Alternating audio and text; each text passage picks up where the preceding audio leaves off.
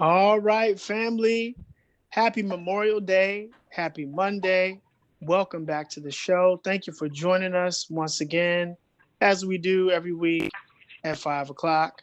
Esteemed guests, as always, this time, Miss Jessica Fauntleroy, who is acting, she made sure I said acting chairperson of PCAB, and Miss Octavia Dozier, who is a nanny, a deacon, and a mother, probably most importantly, a mother. And as you know, on the screen, I was just about to say not on the screen, but on the screen now, the face of the franchise, Mr. Tyrone Barnwell. Sir, how are you? I'm good and you, good and you, and happy to be here today. Yes, a blessing indeed on this beautiful day in Baltimore. So, as we do, family, every week we do this connection question, and I just put it to Ms. Fauntleroy and Ms. Dozier while we were offline. Somebody thought I was joking, but I wasn't. So here's a question. And we definitely want this one to come in, Tyrone. We make sure people are answering this question and send it in. This is not a judgment zone. First of all, let me say that. So here's the question. Did you cook out today? And if you did you wear a mask while cooking out over the hot grill? That's the question. And if you didn't cook out, what did you do today? All right, we're going to start with Miss Dozier. No, I did not cook out today. I stayed indoors so I wouldn't have to wear a mask because and this was just a really relaxing day because I've been running all week. And I made me Mm. a wonderful grilled cheese sandwich and it was really good. That's all I Thank you. did was just chill today because it's really hot and I can't do these masks in this heat. Right. And Very it's not difficult. safe. It's not Hmm. safe. So Hmm. yeah, that's what I did today. Thank you. Miss Fauntleroy. No, I didn't cook out on the grill, and I actually have not done anything today. Just sleep and relax. So Very good. Thank you for that. Okay, here we go. Here we go. Tyrone, what you got? I know you was out there. I was no, Oh. no, absolutely not. Not me personally. I would do a drive-by cookout or something like that. Other no, no, I didn't though. We actually, nope, I did a little bit of work. Got some stuff done. Work-wise, and then on the other side, and that was it. Got you, got you. No, I did not. I didn't wear a mask and I did not cook out. I did smell some barbecue from my window from places, unseen around the neighborhood, but I did not myself. I also just rested and relaxed and was locked out of the Zoom call that we're on now for I don't know how long. But anyway, we're going to roll forward. Very happy to have Ms. Fauntleroy and Ms. Dozier here with us today. Two parents, and by nature of who they are, obviously advocates for our community, which is what we need. Family, you've been on this journey with us since COVID started. We've been really trying to give you information that's important every week about COVID and how it pertains to our kids, our teachers, the schools. And today is no different. No days off. I don't know if we can hashtag that, Tyrone, but we thought it very important between Tyrone, Rebecca, and myself that we continue today and giving you some more information and discussing this possible reopening come fall. That Hmm. seems daunting to even say because we're still in the midst of a worldwide crisis. The crisis is not over. Yes, states are reopening. Our state is reopening in part, but things are still happening. The death toll is still unfortunately rising, and people are still being affected in almost every aspect of their lives. Yeah. And so, moving forward, because we have to look forward, we're going to talk today about the reopening plan that MSDE, the governor, and State Superintendent Salmon announced just a few weeks ago. Last show, we talked about it. We're going to continue this conversation. It's almost like a part two from last week. Um, So first, Ms. Dozier, let me ask you this as a parent before we get into what reopening look Okay, we like good? Can you hear me? and your Yes. thoughts. Um, the question is, how is your student coping right now? I know the school year is almost over, just a few weeks, but how are they doing at this point? Well, I have twin girls. They're high school students. One is doing pretty well of adjusting with the virtual way of doing things of education, but one of my children is an IEP student, which has been very difficult for her with the Mm. transition, getting online and staying in the curriculum that they want her to stay, but still modifying it. Not getting as much support as she needs compared to what she got inside of school. So Hmm. it's just been challenging for one of my twins. Um, she's adjusting the best way she can, but it's been a really difficult transition. Thank you for that. Miss Fauntleroy? Yes, I have three children in city schools. I have a third grader, a seventh grader, and ninth grader, and all three of them are doing fine with adjusting to virtual learning. But it's just more about the social aspect, not being able to see their friends, not being able to go to the school building, just changing their way of life, as well as trying to understand the realities of this pandemic and that, children are now being affected, medically.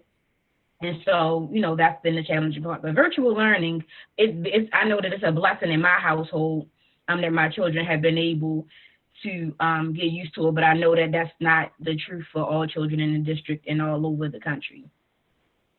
Thank you, Ms. Fauntleroy. And a fair point, your last statement. Um, Family, it looks like the brother Tyrone is having some technical issues with his internet, which is what I was having before. And I wanted to apologize actually, family, for being late. And the reason why we're late is because of my technical issues. I'm sure Tyrone will join us as soon as possible. Ms. Fauntleroy, I want to come right back to you and ask you, have you had a chance to look at the MSDE plan for reopening the Maryland Together education plan? Have you looked at that? And what are your Yes, thoughts? I have. And I know that it's not law, it's just guidance for how districts should create their reopening plans. And I think that Baltimore is such a diverse district with so many needs when it comes to socioeconomics, health, our school buildings and things such as that um, all of the different possibilities that we can use for reopening, none of them are a one size fits all answer to creating a plan for a district like ours. So, Yeah. especially because we have so many, we live in a dense city where children travel by buses, and that is from third grade on to 12th grade. And so, the ideas about like having K through 5 open, and then middle schoolers and high schoolers still continue to do virtual learning. I know that that's an option, but then it's like, what about the students who have emotional difficulties? They have learning needs, students who don't do well with virtual learning, things such as that. I mean, and then on the other end, parents who have younger children, if they do decide to just open up elementary schools, can you guys hear me? Yeah. Yes. Okay. If they're just in elementary schools open, it's about, they wouldn't be open 5 days a week, and then it would be like an A-day, B-day, or, these different schedules, and parents have to work, and it's like, how would you pick the kids up? It's just so many different things that we have to consider, and I know that Dr. Santelises and leadership with city schools are taking all of those things into consideration as they continue to contemplate what the best ideas for our district, are. So it's such a large task to have to undertake, because you have to consider everybody, and it's like, how do we come up with the right plan while still thinking about health and safety and education and all of these different things. Yeah. Thank you. Ms. Dozier, what are your thoughts on the reopening plan? It was overwhelming for me for the simple fact of we're still trying to adjust to where we are. I'm not even that far yet because we're still concerned about safety of people, period. And, I know we have to wear masks going into stores and everything, but they're going to demand masks in schools all day, trying to stay safe. Like, it's the safety of our children first and foremost. Not being at work worrying about my children. I can't take them. My children take the bus, then they are exposed around other people. The number one thing first before we can do anything is safety. Our schools, some of the schools are not even equipped and ready already. And, they need a lot of resources and things already. So in going forth, what do those things look like, and then keeping them safe before you try to cram things in their mind when they already have to adjust to a new way of life already. So it's trying to just fathom the fact that this probably will be a norm now. You know what I mean? So Yes. that's my thoughts right now. Well, and it's wonderful to have you both on because you both touched on two things that definitely were not addressed in the MSDE plan as I read it. Okay. So the first thing, Ms. Fauntleroy, was you talking about transportation. Now, maybe I missed that, but we forget many of our students ride city transportation in order to get to the schools. And Ms. Dozier, to your point, you talked about the fact that right now students are undergoing, they're right now and still in the midst of a emotional trauma filled experience, no matter how you look at it. Even if it's like, I love school and now I can no longer be with my teachers who I love. And there's trauma, evident in how students are responding. We have calls every week and we're asking educators, how are your kids responding? How are they taking, no matter if they're doing well, like Ms. Fauntleroy's children, or if they're not doing well. Most of the students have been adversely affected by this. Welcome back, Tyrone. No, you're muted, brother. You're muted. Can y'all hear me? Yes, Yeah. sir. No, I'm sorry. No feedback or nothing, right? No, you're good. All right, good. All right, thank y'all. All right, I'm back. Y'all go. I'm back. Thank you. So, Ms. Fauntleroy, Ms. Dozier, I don't know if y'all listened to the show before, but we have this saying, this is live TV. So, things happen. Ms. Fauntleroy, I don't want to overlook your expertise as acting chairperson PCAB. Can you explain to the family what that is and what exactly the role is? Okay, well, the PCAB is the Parent Community Advisory Board for Baltimore City Schools. And we are a group of parents, community members, and stakeholders who advise we're an appointed board, and we advise the CEO and the school board on policies that impact students and families. We came about through a lawsuit that was filed in the 90s about parents being able to have a say in how policy is created, through the school board. And so we have different organizations that appoint, individuals to PCAB. And so ACLU appoints people, Disability Rights Maryland does. Like, I was appointed to Disability Rights Maryland. The CEO's office appoints people. PTA Council of Maryland appoints people. Different organizations like that have appointing powers with PCAB. We meet throughout the school year. We meet twice a month. We have one private meeting. We have one public meeting.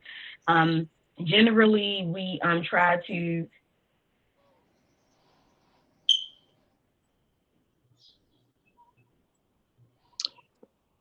You're cutting out, Ms. Fauntleroy.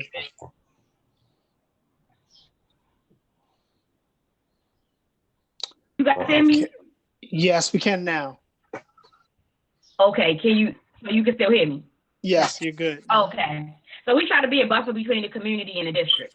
Okay. So we try to get community feedback and use that when it comes to how we choose to comment on policies to the school board. So it's not based on what just PCAB thinks, but we want to get feedback from parents, community members, and stakeholders because that's who we represent. Right. And Ms. Dozier, before I go to you, Ms. Fauntleroy, the question is then for me, has PCAB and all of the people that are part of that, have you all looked at MSDE's recommendations and have you all come up with your own recommendations to offer to the school system? So we have looked over it, but we have not come up with a formal recommendation to recommend to the school system because the school system is still in the, they're still thinking about, what they want to do when it comes to reopening. So we have given them feedback that we've received from parents on, people being concerned about when school opens back up. It's only like kids only going 2-3 days a week. And it's like, well, what about my work schedule? What about what I have to do? All of the different concerns that parents have had about school buildings reopening and them having enough soap and just different things like that. We provided that information to the engagement office and to the CEO. So for right now, that's what we provided. But as time goes on, and if the district presents a plan and we share that with the community, and it's something that parents, don't feel like is feasible for them, then we present that information too and try to, come to a midpoint, talk to the district about it to see what they can do in the best interest of parents. Right. Thank you. Ms. Dozier, my question to you is, as you mentioned, we can't do anything without safety, right? Safety's first. What precautions would you need as a parent in order to feel comfortable allowing the twins to go back to school? When is the pandemic gonna be over? I mean, that's my biggest thing is when are we gonna get a revolution of the stop of this virus? Because it's nowhere around it. We're gonna always have to skirt around the fact that we have this virus in the air. We can't see it. We don't know who carries it until we get a revolution of what can we do to let it be gone. I don't know. Very fair answer. Very fair answer. Tyrone, we're going to wash our hands. We can wear the mask, and to a certain extent, that still's not saving people. We doing all of the things we can do, but right. Really the numbers are still going up, and we can go to work, but in the back of our minds, they can go to school. But what happens if someone get exposed? Who's going to be accountable for that? Mm-hmm. Who? You just going to get a phone call and say, we're sorry. That's not good enough. You know what I mean? Yes. We're losing people at a rapid rate, and it's heartbreaking. You can't even have regular funeral. Nothing in life is regular anymore. You can't have funerals. Everything about life except for who you're in the house with is the only norm you have now. If some people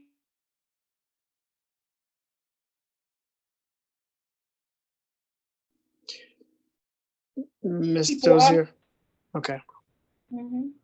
I'm sorry, we lost you for a moment. Go ahead. Oh, I'm sorry. Can you hear me now? Yes. Yes.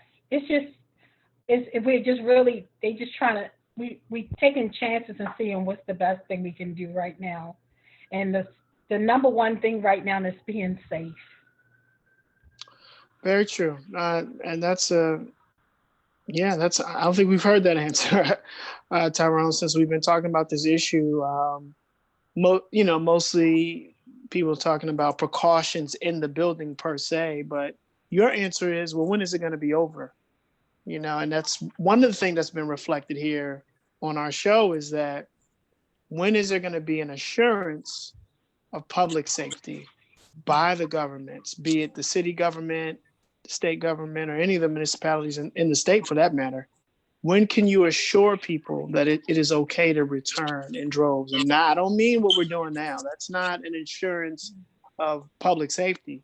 That's, we're going to open up. You just do what you can do. That's not what we're talking about, especially with children.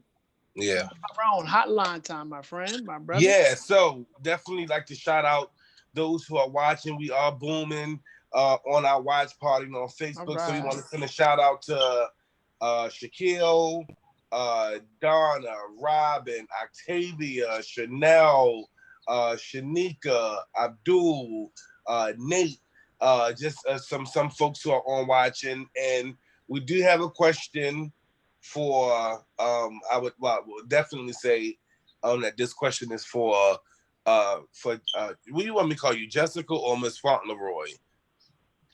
Or Matt? No, hold on. Not can't say Madam Chair. Madam, okay. You say call you what, Miss Fauntleroy? Jessica. Okay. Yeah, I believe this question is for you, Jessica. And that's how do PCAB do outreach? A parent is asking how do you do outreach to other parents so that to hear from them also. Well, we try to attend like most big district-wide events.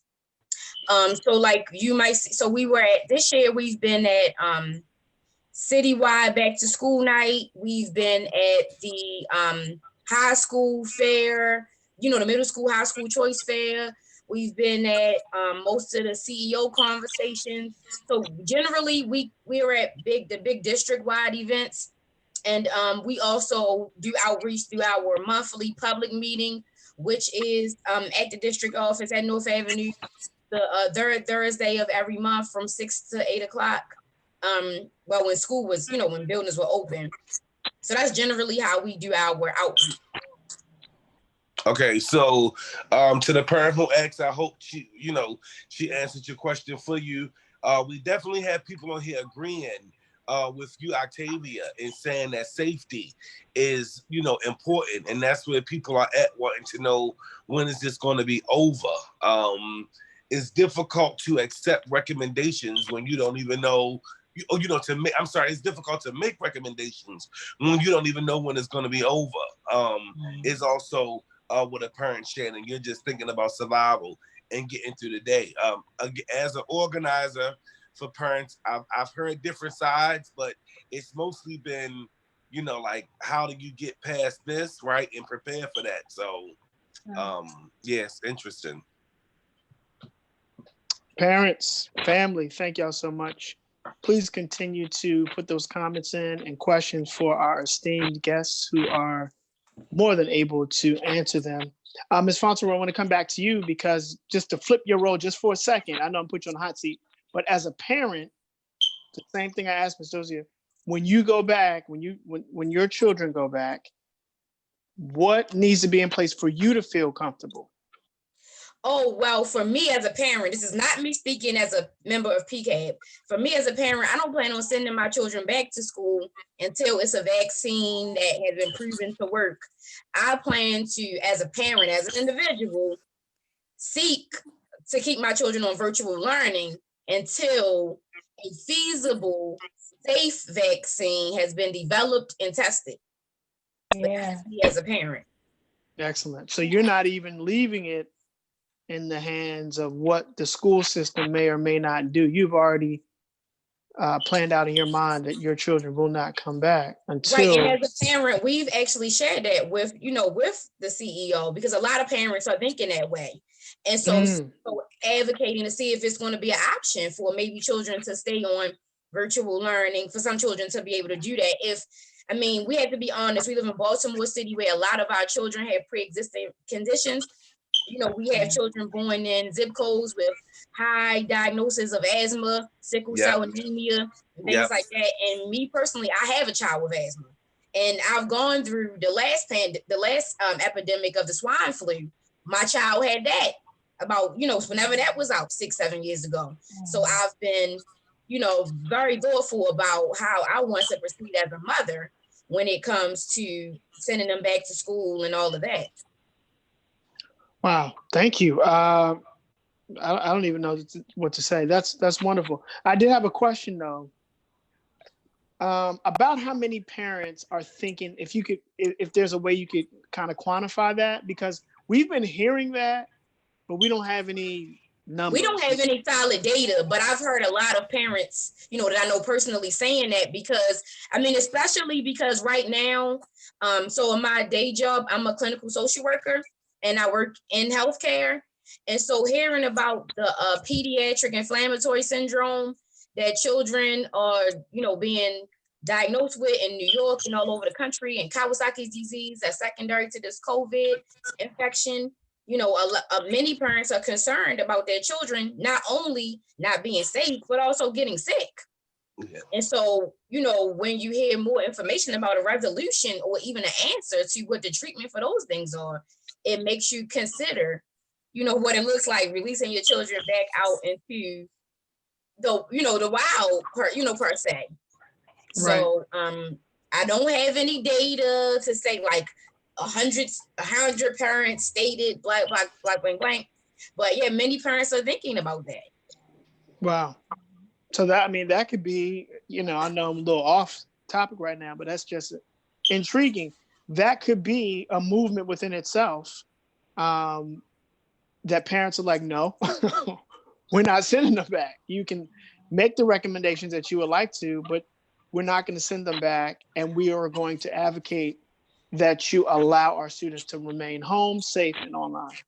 Well, I guess it's all about, because we don't see. I'm sure that other parents have other perspectives. Like some parents might not be concerned at all, and Sure. they may like be of that opinion, like that people need to develop herd immunity, and that's how they'll be able to go back to school. But some, every parent doesn't feel the same. So I think Right. the importance is about these recommendations. They are recommendations for how school districts all over the state should create reopening plans. But I think parents should just be vocal and sharing their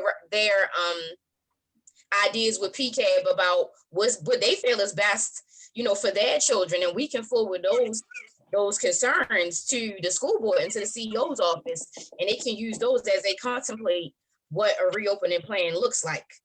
Because I can't speak for everybody. I'm just speaking for me as a mother when I'm saying, I think that until a vaccine that's been proven to work, then I'll feel comfortable with let my children back out like that.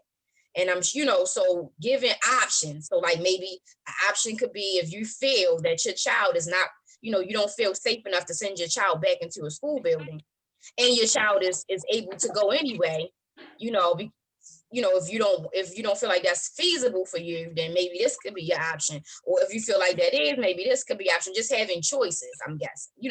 That's my thought. Thank you for that. Ms. Dozier, you have twins in high school.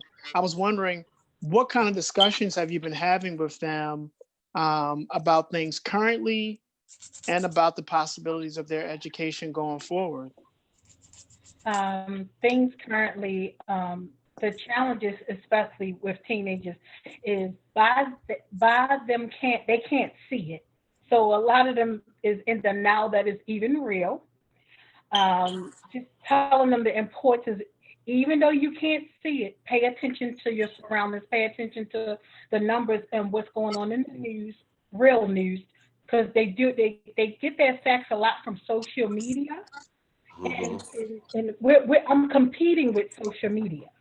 That's been a challenge of, well, this is not what this saying. This is what my friends say. So we still have that competing thing with what our friends on social media say compared to what's really going on, and showing them what's really happening, showing them the depth, showing them that it's real, how it's affecting everyone, even though if it hasn't hit home, it's affecting us.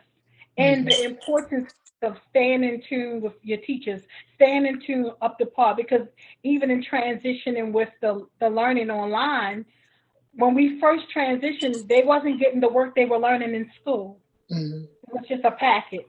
Then we finally got the work. So we had a big catch up to do. So it's just reinforcing it every day, and we get in fights about it, but it's real.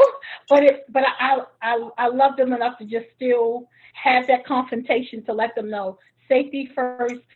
Your education is still important no matter where we find ourselves.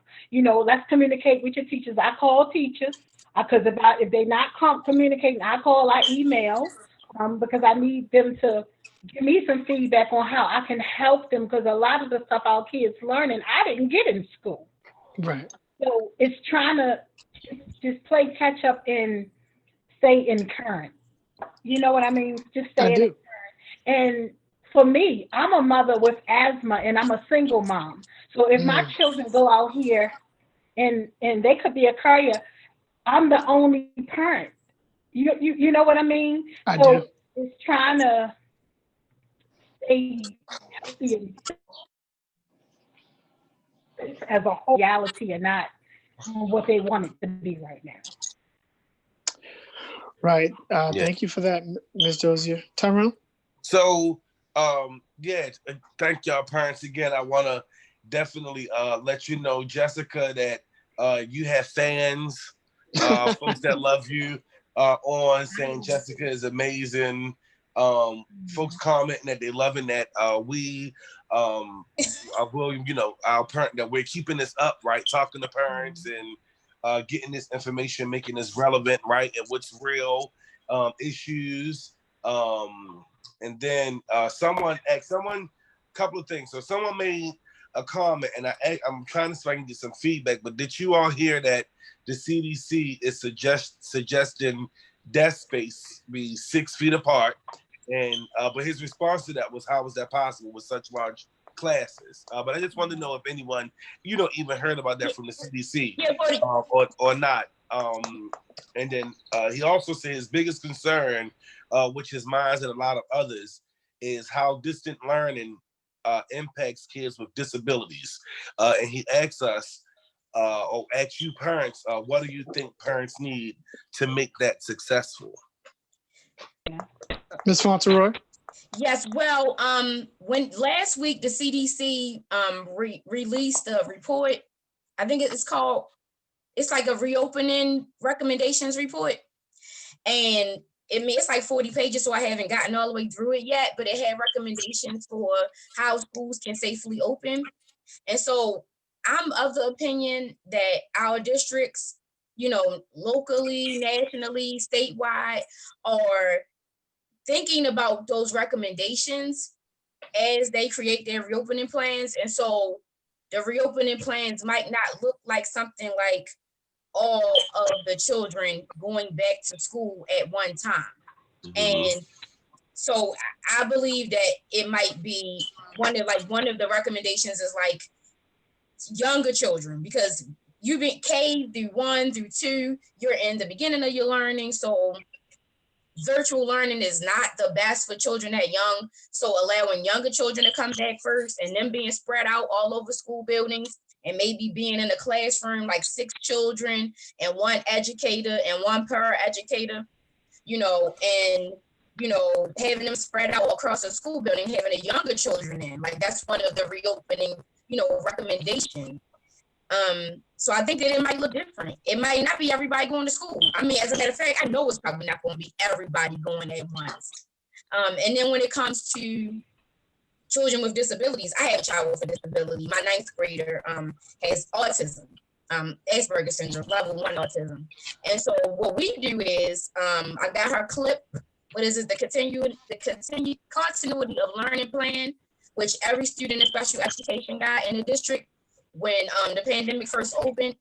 And you could go over your clip plan with the social worker, with the IEP chairperson at your child's school, and you can create interventions on your clip plan that work to your child's disability. So a lot of parents who have children, with disabilities, we just have to be our own advocates even more right now. Yeah.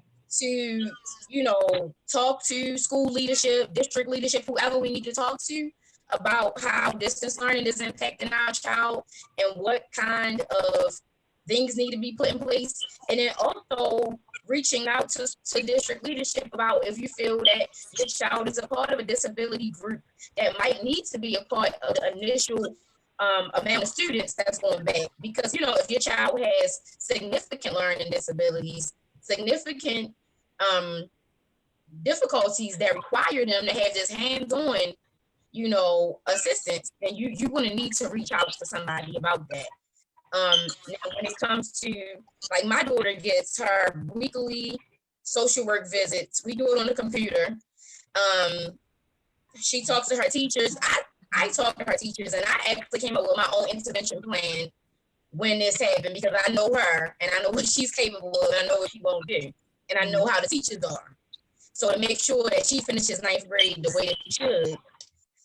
So it's just going to take a lot more advocacy. But if you feel like your school is still not measuring up, then you need to reach out to the Office of Special Education. That's what you need to do. You need to reach out to district level special ed. They have Partners of Success, which is a parent advocacy group for special education. They have all types of advocates in special education department that you can reach out to if things aren't being done the way you feel like they need to be done for your child during this pandemic and their learning. So, thank you. I hope that Tyrone, was it? I can't see what you missed if you didn't answer that. Superb. Knowledgeable. Thank you. Tyrone, was there another one?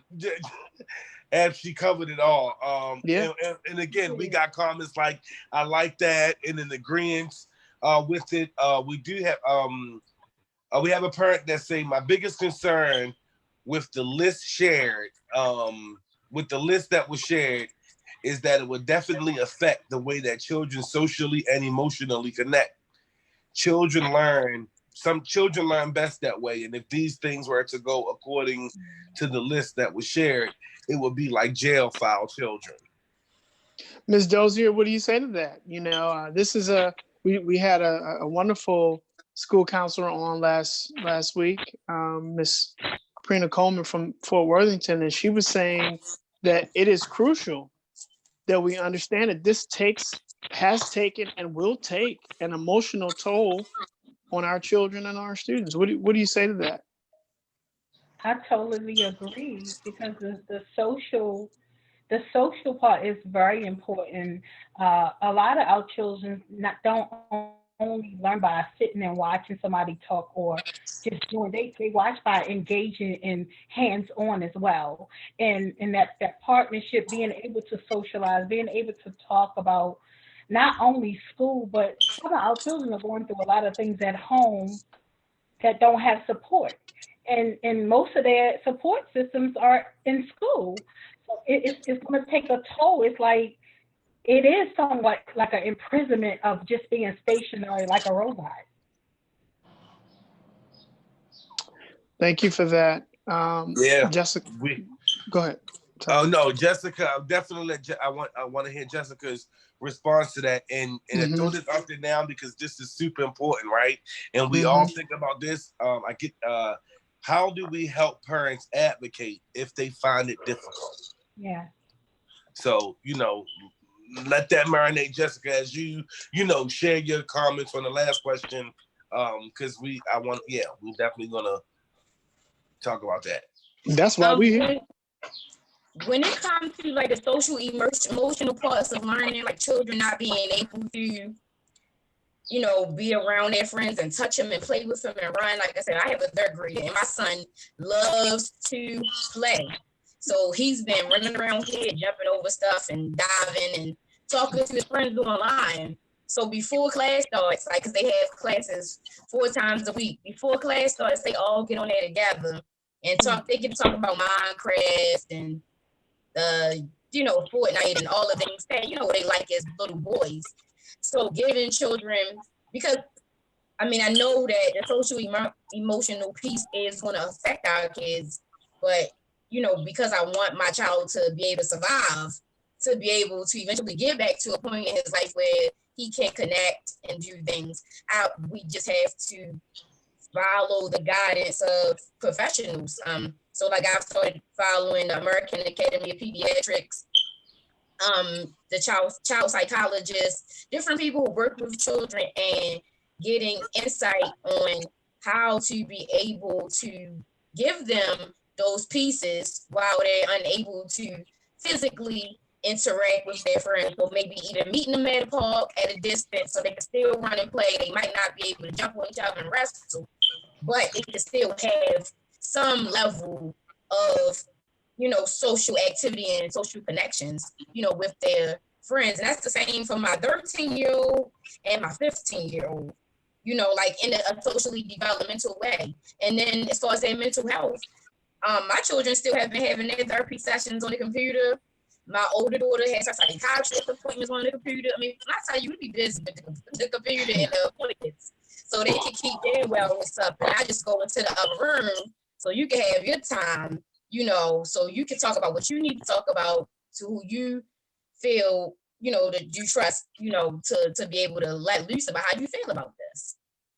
And right now, state has made telehealth so expansive that if your child is a participant in medical assistance, they can get a therapist and they can do telehealth. Mm-hmm. They can do PRP via telehealth. They can do mental health programming through telehealth if they have medical assistance. So that is something that children, can get, they can be able to have assistance with their social emotional challenges during this time. And then when it comes to advocacy, how to become your best advocate. Getting information, like we share everything we can on the PCAB Facebook page. But when you are able to have the information and knowing the policies and the regulations, you can be TTG, coming to the school, talking to the teachers, talking to leadership, and remembering that schools operate because of families. It's not the other way around. Right. Like school system exists because of us. You know what I mean? Like, so we are the consumer of the service that they are being funded to provide. And our tax dollars help fund that. So if we always keep that in the front of our mind, I don't care if I make $5.15, if they taking taxes out of my check, I'm helping run in this district. And I'm going to come, I'm kicking the door, waving the 4-4 when they come to my head. So, you know what I mean? I'm going to come in strong. I don't care if I'm only paying a little bit of taxes. I'm paying. So I'm going to have my say. So that's beautifully said, Ms. Fauntleroy. And I tell you, Tyrone, the blessing of me doing this show is that I get to hear and learn from guests such as Ms. Dozier and Ms. Fauntleroy. And this, I mean, I know what you all are saying is really resonating with our family that's listening. Ms. Dozier, I know you wanted to say something. Go ahead. Wanted to know how we can support other families that look at mental health in a different way. Everybody don't accept mental health the same. Helping people know when they need to talk to a therapist, and you know what I mean? Everybody just don't embrace it the same, and they're just trying to get them educated on the importance that mental health assistance is very healthy, and it's not a bad thing. It's how to be a better advocate in that, because the mental health numbers are going up rapidly, and we really want people to know the importance that having a therapist and seeing a psychiatrist or whatever you need, it's very good, but you educate yourself at the same time to not just let nobody put you on medication, but talk about what you're going through, and know that it's in a safe place and that is no judgment there. But to how do we can get that residue of, I don't want nobody to think it's something wrong with me if I go get a therapist or a counselor. You know what I mean? Because everybody don't embrace that area.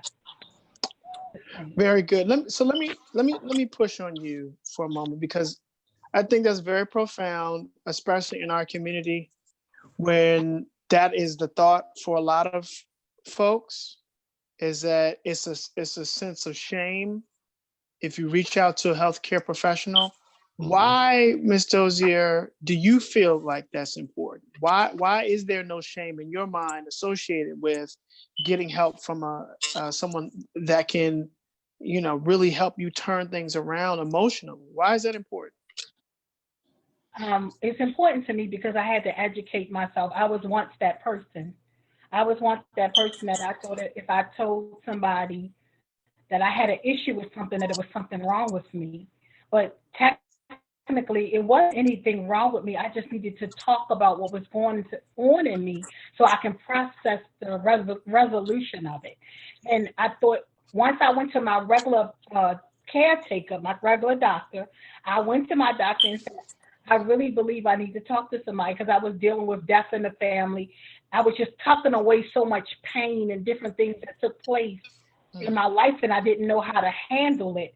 And you just can't always share everything with everybody because you don't want it to fall in the wrong hands to be used against you. So I asked her for a therapist because I said, I can't worry about what someone else thinks if I need help.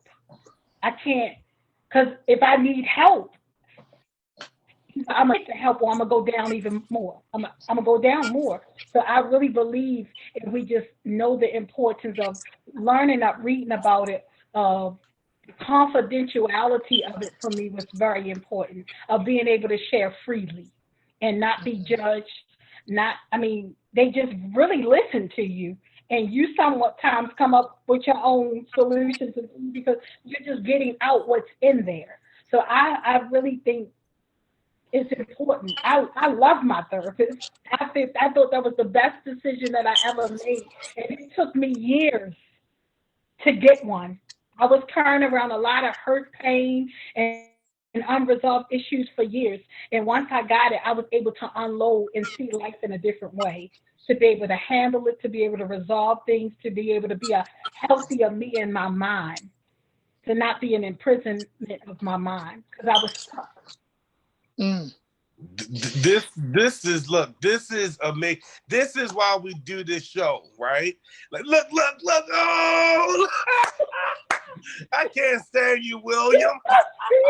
But the reality is, like, hearing stories and from those affected, right? Like really dealing with what's going on is most important, right? Like this is the way that you make change for real, because you get to then frame the solution to fit the needs that you hear. You know what I mean? This too much. I'm sorry. I gotta go. I can't. All the nuggets being dropped. You know, it's campaign time. I gotta plug everything in that I can right now. Seriously. Shout out to the rest of our parents. We done had a killjoy. We got comments. Amen. We got amen to Miss Doja. Another amen. Love that, Jessica. I feel the same way. Again, we're booming on Facebook. Some comments I missed and we went up, but we will go back. Shout out to y'all that are commenting. We did get some stuff. I kind of wanted to. Well, we went there. You know what? Yeah, I'm gonna let you go on, William. Yeah, and, I want to say thank you, Ms. Dozier, because that was a very, obviously wasn't planned, but I just felt the need to have you continue in that line of thought for our families and some people that feel that way. And it's not, and by saying that, I'm not judging you, family, if you feel that way, because a lot of us were raised not to, what stays in the house is in the house. What's in the house is in the house. You don't take it outside of the house. But we have to realize, like you did, Ms. Dozier, that it's okay. It's okay. If I have an issue, it's okay. Somebody can help. If I break my arm, I don't stay in the house with my arm. I go seek a physical health care professional. Okay. So I have something that's nagging on my emotions. I go seek a mental health care professional. It's no shame in that. But I didn't want to say it. You said it better than I ever could. Tyrone, anything from the hotline before we go on? Well, like I said, if we had some follow, y'all. If my head go off the screen, it's totally because first, y'all know I had difficulty, so I'm on this little device on the phone, online, and over on the other device for the thing.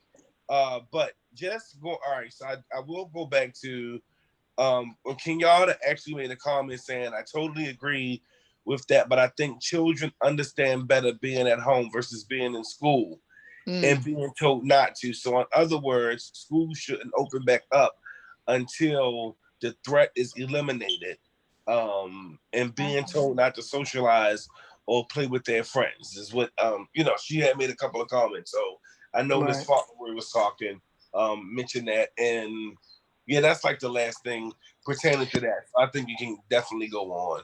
Thank you, Kenyatta. Kenyatta, I got your messages. Could listen to it. I wasn't or see it. I wasn't ignoring you. Thank you for always chiming in, Kenyatta, part of the family. Well, I would just say final thoughts then, Ms. Fauntleroy. You know, thinking about this whole thing, thinking about moving forward. You know, kind of encapsulate, you know, what you said before and what your thoughts are moving forward. And you know, you made a very strong case for you as a parent, but also as a PCAB acting chairperson. Just give us your final thoughts.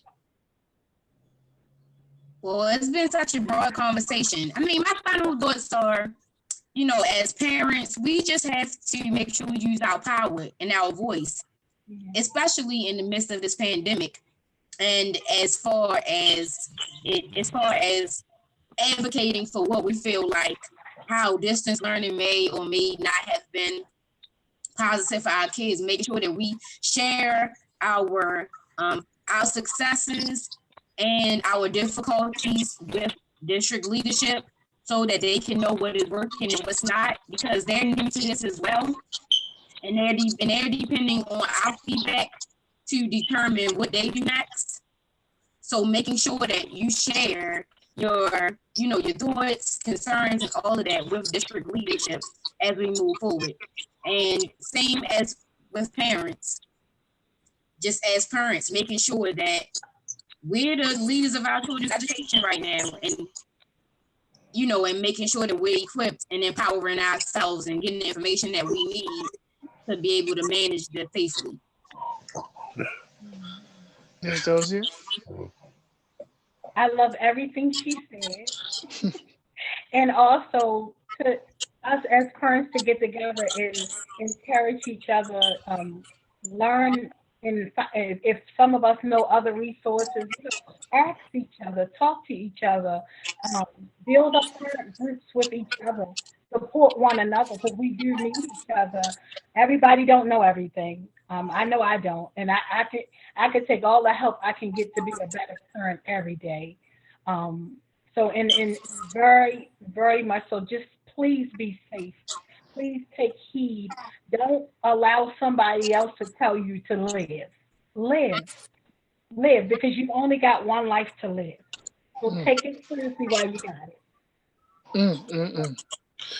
Preach, Tyrone, I feel like I should have had on a 3-piece suit and some shouting shoes or something. Tyrone, you remember back in the day where you play ball and they bring somebody that's like in the NBA, they call them ringers. You know the ringers? Yeah. I think you set us up with 2 ringers, man. This is gonna be their show next week. Absolutely, absolutely. The Octavia and Jessica show at 5. I am pleased and amazed at the guests. Y'all, we've had a series. I'm sorry, we had a series of other parents from other cities and stuff come on and everything like that, and we had some real, good parents and everything. And I love other cities and places that do, but ain't nothing like home. And when your own parents and your own folk get up on here and cut the rug, I'm satisfied. Octavia, you mentioned being parent groups. That was like a perfect plug for me. Y'all join us on Thursday at Tyrone's house, where we do have a conversation on live as well with the group of parents, and we discuss. It's a group. It's love. It's at my house. It's virtually. Because I host that, but it's a lot more laid back. It's just our thing, but we do talk serious about serious issues and everything. And this week we're going to definitely follow up with leadership. Jessica talked about parents using power. It's important for parents to know who they're getting ready to vote for. Yeah. It's important. It's important to look at people's policies and how it affected education in places that we've gotten to now, right? Like, where do people put funds? All that stuff is important. So please join us this Thursday, 5:00, right here, same channel. We'll be here. Thank you to everyone who joined in and watched out and is watching alive still. Like, we're actually still booming. Definitely want to give love. We got claps going to each one of you alls wrap up. Says again, amen, Miss Dozier Moore. We got claps to you, Miss Fauntleroy. Oh, I just loves her. Like, I mean, she was a big help to me today. yeah, I want to Baltimore's thank you, here. Miss Represent. Fauntleroy. You helped me a lot. You helped me a lot. Thanks, y'all. Y'all making me feel good. And I actually was gonna have a hard time getting on here today, but this was all right. And this was all right. All right.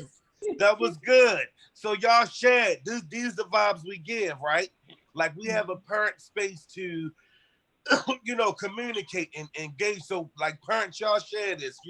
Let other PCAT members know, right? Like let other folks, because that's what it's all up. Like that's what it's all about. And y'all awesome, and that's what it's about. Come back, join us again. Yeah. Anytime if y'all have ideas and issues, like if y'all have stuff y'all want to talk about, like we not that type of folk, bring it. It's about what we need. That's why it's called Parent Power Hour, right? Absolutely. We definitely have to have them back down the road, Tyrone, to see, then and now kind of situation where we are now and what their thoughts are come fall, whatever it is, even if they're at home, giving us the lay of the land for everyone else, So thank you all very much. Family, thank you all for joining us on this Memorial Day. The faithful family, I don't know what to say, Tyrone. It's just been beautiful. Nuggets of wisdom. I want to know. I want to know, how do we get to change the acting? So I was a PCAT member before, and we could talk later why I wasn't interested. But your passion and knowledge, passion and your knowledge and your approach, and what I think even from back then, and what you talked about would take PCAT to another level. How do we, or we can talk about that afterwards. That's a conversation for another time, Tyrone. Yeah, it was so you got good to us, like you got good to us, and got look, good to us. You look, Tyrone. Now you heard her tell me to make sure I put acting in front. Here you are trying to campaign. She's trying to be humble and get off. That's all right. We talk to her after offline. Okay, look, we only parents. All right, family. Well, join us at Tyrone's house, 5:00. It's always a good time, always informative. Tyrone is the man, and I'm just like a fly on the wall, which I enjoy being at Tyrone's house. Love y'all, family. See y'all next Monday at 5:00. Yeah. Peace, family. All righty.